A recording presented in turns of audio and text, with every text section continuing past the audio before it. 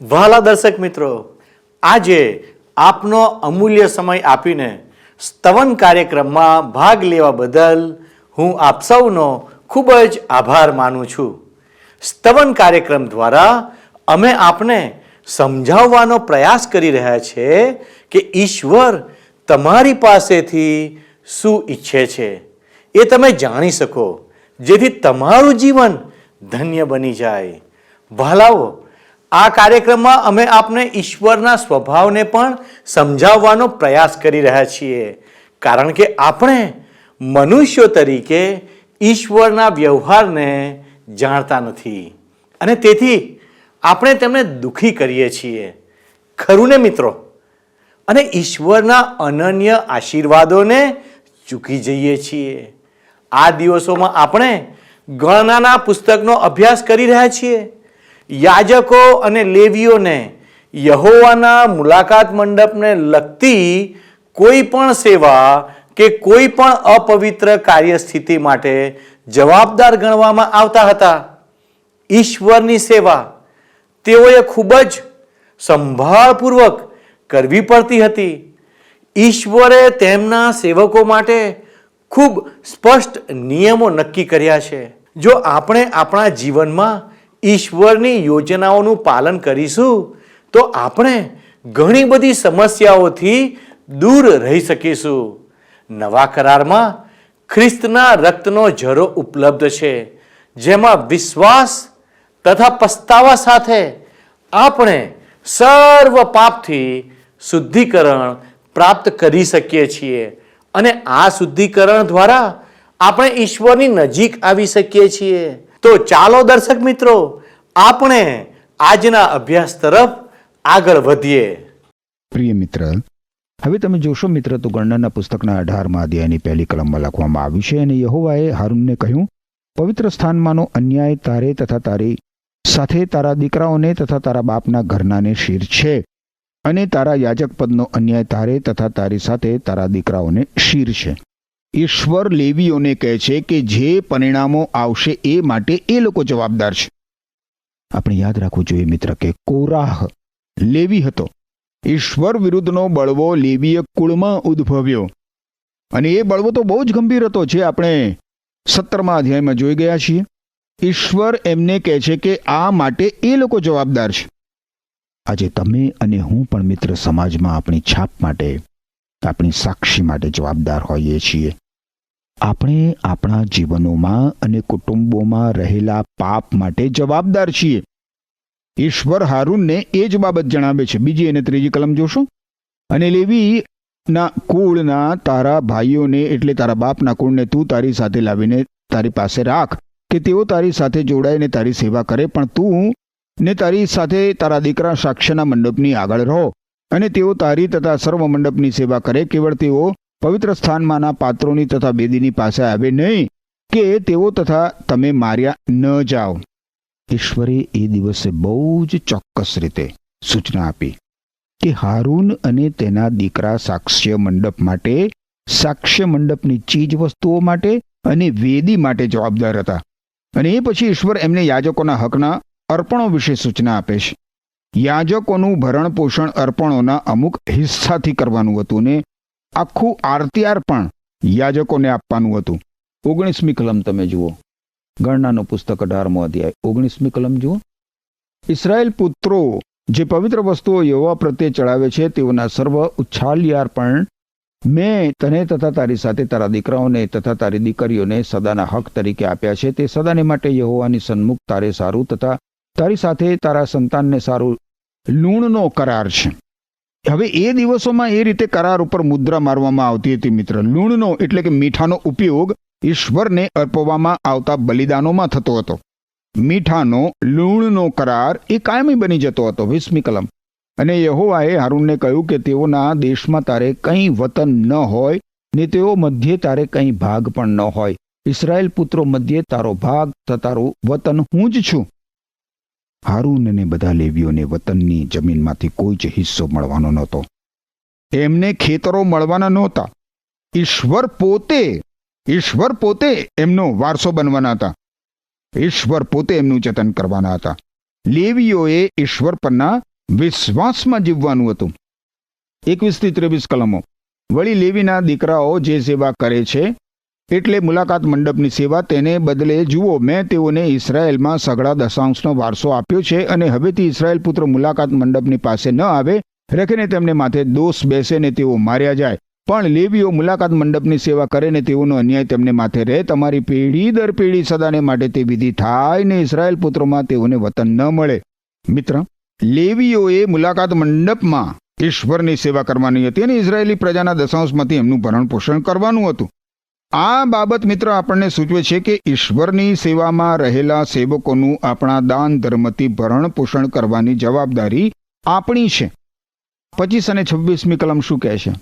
અને યહોવાએ મૂસાને કહ્યું, વળી લેવીઓને તું એમ કહે કે જે દશાંશ મેં તમારા વારસા તરીકે ઇઝરાયેલ પુત્રોની પાસેથી તમને અપાવ્યો છે, તે જ્યારે તમે તેઓની પાસેથી લો ત્યારે યહોવાને દશાંશના દશાંશનું ઉચ્છાલિયાર પણ તમારે ચડાવવું. ઈશ્વરે લેવીઓને આજ્ઞા આપી કે એમને જે પ્રાપ્ત થાય એમાંથી 10મો હિસ્સો એમણે ઈશ્વરને આપવો. ઈશ્વરના સેવકે પોતાની આવકનો 10મો હિસ્સો ઈશ્વરને આપવો જ જોઈએ. મારું મિત્ર, આપણે હવે ગણનાનો 19મો અધ્યાય જોઈએ. 1-2 કલમ જુઓ. અને યહોવાએ મૂસાને તથા આરોનને કહ્યું, જે નિયમ યહોવાએ ફરમાવ્યો છે તેનો વિધિ એ છે કે ઇસ્રાયેલ પુત્રોને કહે કે એક નિર્દોષ, જેને કંઈ ખોડ ન હોય ને જેના પર જૂંસરી કદી મૂકવામાં આવી ન હોય, એવીને તેઓ તારી પાસે લાવે. 3-8 કલમો. અને તમે એલઆઝાર યાજકને તે આપો ને તે તેને છાવણી બહાર લાવે ને તેને એલઆઝાર યાજક પોતાની આંગળીઓ તેના રક્તમાંનું લઈને મુલાકાત મંડપની આગળ 7 વાર તેના રક્તમાંનું છાંટે. પછી શું? અને યાજક એરેજ વૃક્ષનું લાકડું તથા જુફો તથા કિરમજ લઈને દહનની મધ્યે નાખે. ત્યાર પછી યાજક પોતાના વસ્ત્ર ધોઈ નાખે ને પાણીમાં સ્નાન કરે ને પછી છાવણીમાં આવે ને યાજક સાંજ સુધી અશુદ્ધ ગણાય. અને જે માણસ તેનું દહન કરે તે પોતાના વસ્ત્ર ધોઈ નાખે ને સ્નાન કરે ને સાંજ સુધી અશુદ્ધ ગણાય. હવે આ વિધિનો હેતુ શો હતો? 9મી કલમ. અને એક શુદ્ધ માણસ એકઠી કરે ને છાવણી બહાર કોઈ સ્વચ્છ જગ્યાએ તેને ઢગલી કરે ને ઇસ્રાયેલ પુત્રોની જમાતને સારું શુદ્ધિના પાણી તરીકે તે રાખી મૂકવામાં આવે, તે પાપાર્થાર પણ છે. આ પાણીનો ઉપયોગ કેવી રીતે કરવાનો હતો? 17-19 કલમો જોઈએ. 17-19 કલમો. અને તે અશુદ્ધ માણસને સારું તેઓ પાપાર્થાર્પણના દહનની રાખ લઈને તેને એક વાસણમાં જરાના પાણી સાથે મેળવે, અને કોઈ શુદ્ધ માણસ જુફો લઈને તેને પાણીમાં બોળીને તંબુ પર ને તેઓના સર્વ પાત્રો પર ને જે લોકો ત્યાં હોમ તેઓના ઉપર, જેણે હાડકાનો કે મારી નખાયેલાનો કે મુએલાનો કે કબરનો સ્પર્શ કર્યો હોય તેના ઉપર તે છાંટે. અને પેલો શુદ્ધ માણસ તે અશુદ્ધ માણસ પર 3જે દિવસે તથા 7મે દિવસે તે છાંટે, અને 7મે દિવસે તે તેનું શુદ્ધિકરણ કરે, અને તે પોતાના વસ્ત્રો ધોઈ નાખીને પાણીમાં સ્નાન કરે ને સાંજે તે શુદ્ધ થશે. આ તો એક અસામાન્ય વિધિ છે મિત્ર. આપણે બહુ વિચિત્ર લાગે છે, પણ આ વિધિ માટે સબળ કારણ છે. જ્યારે ઇઝરાયેલી લોકો અરણ્યમાં કૂચ કરતા હોય અને કોઈ માણસ પાપ કરે તો એ લોકો પોતાની કૂચ થંભાવી શકે નહીં, થોભીને મુલાકાત મંડપ ઊભો કરી શકે નહીં, અને એમાં પાપાર્થાર્પણ કે દોષાર્થાર્પણ અર્પણ કરી શકે નહીં. એટલા માટે અરણ્યમાં ચાલતા ચાલતા કોઈ માણસ પાપ કરી બેસે તો શું કરવું? એવી વખતે એ લોકો આ વાછરડીની રાખ લઈને તેને પાણીના જરામાં ભેળવે અને જુફાથી એ પાણીનો છંટકાવ પાપ કરનાર માણસ ઉપર છાંટે. એ રીતે ઈશ્વર એ લોકો જુઠ્ઠું જ બોલીએ છે. ઠીક મિત્ર, આપણે હવે ગણનાનો 20મો અધ્યાય જોઈએ. ગણનાના 20મા અધ્યાયનો આરંભ મરિયમના મૃત્યુથી થાય છે અને એનો અંત હારૂનના મૃત્યુથી થાય છે. 20મા અધ્યાયની 1 કલમ જુઓ. અને પહેલે માસે ઇસ્રાયેલ પુત્રોની આખી જમાત સીનના અરણ્યમાં આવી, અને લોકો કાદેશમાં રહ્યા, અને ત્યાં મરિયમ મરી ગઈ ને ત્યાં તેને દાટવામાં આવી. અહીં મરિયમના મૃત્યુની નોંધ કરવામાં આવી છે, અને એ માટે માત્ર 1 જ કલમનો ઉપયોગ થયો છે. હવે ઇઝરાયેલી લોકો પાછા કાદેશમાં આવી ગયા છે. તમે જુઓ, અહીં એ લોકો મિસરમાંથી નીકળીને 38 વર્ષ પહેલા આવ્યા હતા. 38 વર્ષ પહેલા, અને હવે પાછા ગોળ ગોળ ગોળ ગોળ ફરીને ત્યાંના ત્યાં જ આવ્યા. 38 વર્ષો અરણ્યમાં ભટક્યા પછી. અને આપણે પણ મિત્ર ઘણી બધી વાર આ દુનિયાના અરણ્યમાં દિશાવિહીન બનીને ભટક્યા જ કરીએ છીએ. બસ મુસાફરી તરીકે આપણા લક્ષ્ય બિંદુ તરફ આગળ નથી વધતા હોતા. 2 અને 3 કલમ જુઓ. ગણનાનું પુસ્તક 20મો અધ્યાય. અને ત્યાં લોકોને સારું પાણી નહોતું, અને તેઓ મૂસાની તથા હારૂનની વિરુદ્ધ એકઠા થયા, અને લોકોએ મૂસાની સાથે તકરાર કરીને કહ્યું કે જ્યારે અમારા ભાઈઓ યહોવાની આગળ મરી ગયા ત્યારે જો અમે મરી ગયા હોત તો કેટલું બધું સારું. ફરીથી તમે જુઓ મિત્ર, ઇઝરાયેલી લોકો કચકચ કરે છે, ફરિયાદ કરે છે. આ 7મી વખતની કચકચ છે. 4 અને 5મી કલમ જુઓ. અને તમે યહોવાની મંડળીને આ અરણ્યમાં કેમ લાવ્યા છો કે અમે તથા અમારા ઢોર અહીં મરીએ, અને આ ખરાબ જગામાં અમને લાવવાને તે અમને મિસર દેશમાંથી કેમ કાઢી આણ્યા છે? આ તો કંઈ દાણાની કે અંજીરોની કે દ્રાક્ષની કે દાડમોની જગ્યા નથી, તેમજ પીવાનું પાણી પણ બિલકુલ નથી. અહીં કાદેશમાં એ લોકો ફરીથી આવી પહોંચ્યા, જ્યાં અગાઉ એ લોકો નિષ્ફળ ગયા હતા. અને ફરીથી તમે જુઓ, એ લોકો ઈશ્વર ઉપર વિશ્વાસ કરવાને બદલે ફરિયાદો કરવા લાગ્યા છે. એમની આગળ દૂધ અને મધની રેલમછેલ વાળો દેશ છે, પણ એ કાદેશમાં નથી. અને તમે ને હું મિત્ર આ પૃથ્વી ઉપર કાયમ નથી રહેવાના, એ યાદ રાખવાની જરૂર છે. આ દુનિયામાં આપણે મુસાફરો સમાન છીએ મિત્ર. આપણે ઈશ્વર વિરુદ્ધ ફરિયાદો કરવામાં સમય વેડફવો જોઈએ નહીં. 6ઠ્ઠી કલમમાં શું કહ્યું છે? અને મૂસા તથા હારૂન સભાની આગળથી નીકળીને મુલાકાત મંડપના દ્વાર પાસે ગયા અને ઊંધા પડ્યા, અને તેઓને યહોવાના ગૌરવનું દર્શન થયું. હું મિત્ર તમને ફરીથી યાદ અપાવવા માંગુ છું કે જ્યારે આ લોકોએ ફરિયાદ કરી કે કચકચ કરી, ત્યારે ઈશ્વરનું ગૌરવ પ્રગટ થયું. ઈશ્વરને આ લોકોની ફરિયાદોથી ખેદ થતો હતો, દુઃખ થતું હતું. અને આપણે પણ મિત્ર કચકચ કરીએ ને કે ફરિયાદ કરીએ ને, ત્યારે ઈશ્વરને ખેદ થાય છે, દુઃખ થાય છે. 7મી અને 8મી કલમમાં લખવામાં આવ્યું છે. જુઓ શું લખ્યું છે. અને યહોવાએ મૂસાને કહ્યું, લાકડી લે ને તું તથા તારો ભાઈ હારૂન લોકોને એકઠા કરીને તેમના દેખતા ખડકને કહો કે તે પોતાનું પાણી આપે, અને તું ખડકમાંથી તેઓને સારું પાણી વહેતું કર, એમ તું જમાતને તથા ઢોર ઢાંકને પા. લાકડી લે. આ લાકડી હારૂનની હતી. લોકોને એકઠા કરીને તેઓના દેખતા ખડકને કહે. હવે આ વખતે મૂસાએ શા માટે ખડકને માત્ર કહેવાનું હતું?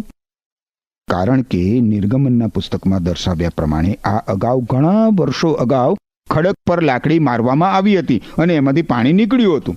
ખડક ઉપર એક જ વખત લાકડી મારવાની હતી. હવે 9મી અને 10મી કલમ જુઓ.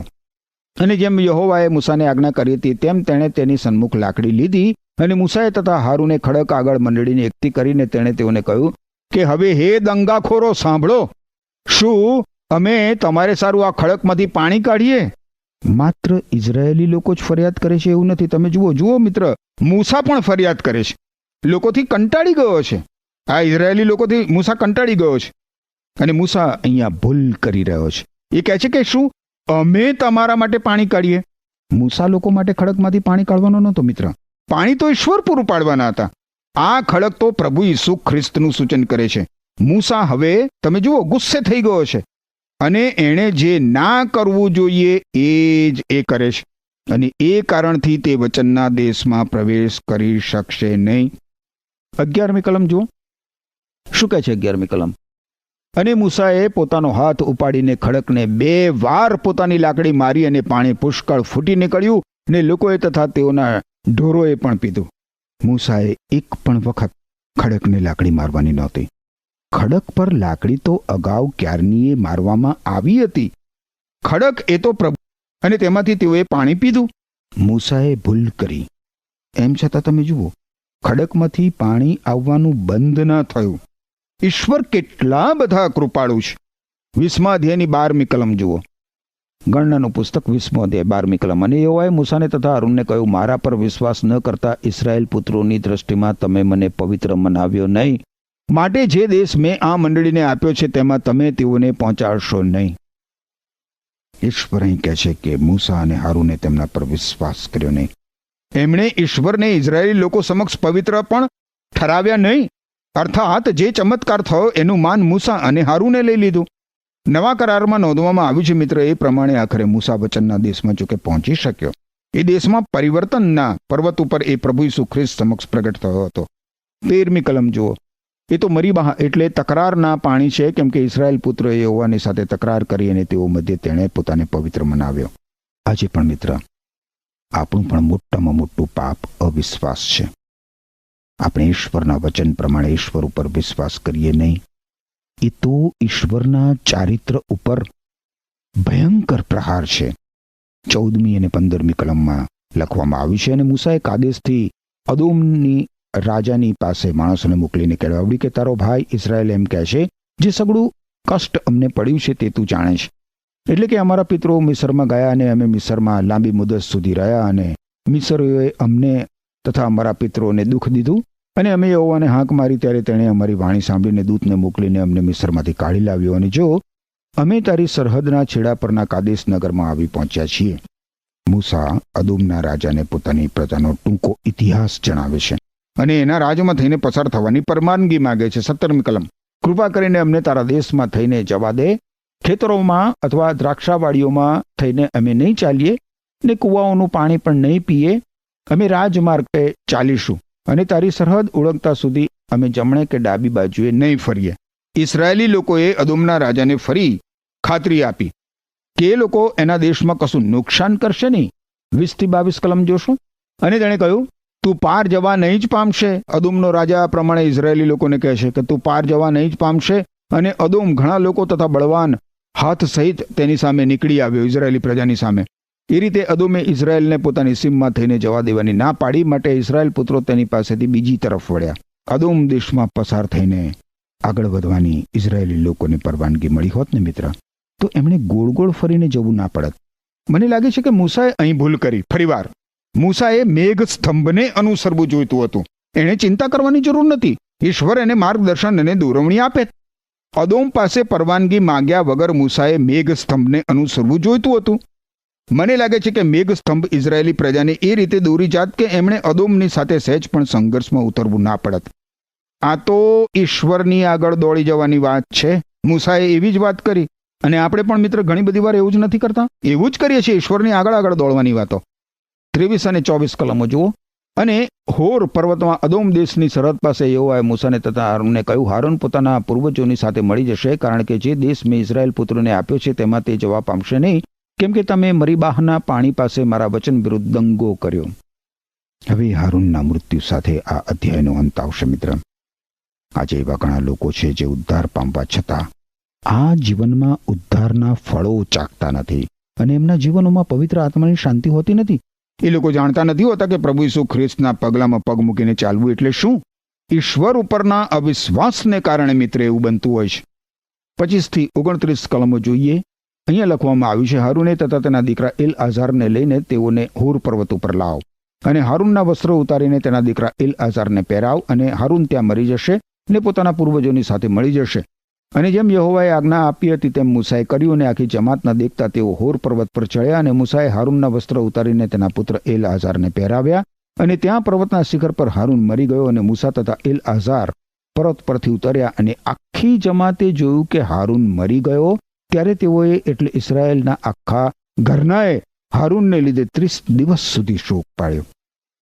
ઇઝરાયેલમાં આ ઘટના ઘણી દુઃખદ હતી મિત્ર, ઘણી દુઃખદ. પ્રમુખ યાજક તરીકે હારૂનનું મૃત્યુ થયું અને તેને સ્થાને એલઆઝાર પ્રમુખ યાજક બન્યો. પરંતુ મિત્ર, આજે આપણે માટે જે પ્રમુખ યાજક છે ને, એ તો સદા સર્વદા જીવિત છે. ઈસુ ખ્રિસ્ત હારૂનની પદ્ધતિ પ્રમાણેના પ્રમુખ યાજક નથી, પરંતુ મેલ્ખી સાદેકના ધારા પ્રમાણેના પ્રમુખ યાજક છે. ઈસુ ખ્રિસ્તનો આરંભ નથી અને અંત નથી. ઈસુ ખ્રિસ્ત તો સતત પ્રમુખ યાજક તરીકે અસ્તિત્વ ધરાવે છે અત્યારે આપણા માટે. અને એટલે આપણા પ્રમુખ યાજક પ્રભુ ઈસુ ખ્રિસ્ત મૃત્યુ પામવાના નથી. અહીં પૃથ્વી પર એ આપણા પાપોનો દંડ ભરપાઈ કરવા એકવાર મૃત્યુ પામ્યા, પરંતુ ત્યાં સ્વર્ગમાં પ્રભુ ઈસુ ખ્રિસ્ત સદા સર્વદા જીવિત છે. આપણે હંમેશા પ્રભુ ઈસુ ખ્રિસ્ત પર આધાર રાખી શકીએ છીએ મિત્ર. ઈસુ ખ્રિસ્ત આપણને પ્રત્યેકને વ્યક્તિગત રીતે ઓળખે છે અને આપણે તેમને ઓળખી શકીએ છીએ. ઈસુ ખ્રિસ્તને જાણવા એ તો અનંત જીવન છે. અનંત કાળ સુધી આપણે ઈસુ ખ્રિસ્તને વધારે ને વધારે ઓળખી શકીશું. એ કેટલી અદ્ભુત વાત હશે મિત્ર. ઈસુ ખ્રિસ્તને અહીં પૃથ્વી ઉપર વધારે ને વધારે ઓળખવા માટે ઈશ્વર તમને અને મને. વહાલા દર્શક મિત્રો, જો આપની પાસે કોઈ પ્રાર્થનાની વિનંતી છે, જો આપની પાસે કોઈ આભારના અર્પણો છે, તો તમે અમારા આ દર્શાવેલા ફોન નંબર ઉપર ફોન કરી શકો છો, જેથી કરીને અમારા કોઈ ભાઈ બહેન આપની સાથે પ્રાર્થના કરી શકે. વહાલા દર્શક મિત્રો, આજનો અભ્યાસ આપણને શીખવે છે કે જ્યારે ઈશ્વરના સેવકો આપણા ઘરે આવે ત્યારે આપણે તેઓની મહેમાનગતિ કરવી જોઈએ. અને તેમની જરૂરિયાતોમાં મદદ પણ કરવી જોઈએ. આ દ્વારા કેટલાક લોકોએ અજાણતા દૂતોનો આદર સત્કાર કર્યો. યાજકો અને ઈશ્વરના સેવકો આપણી મધ્યે ઈશ્વરના પ્રતિનિધિઓ છે.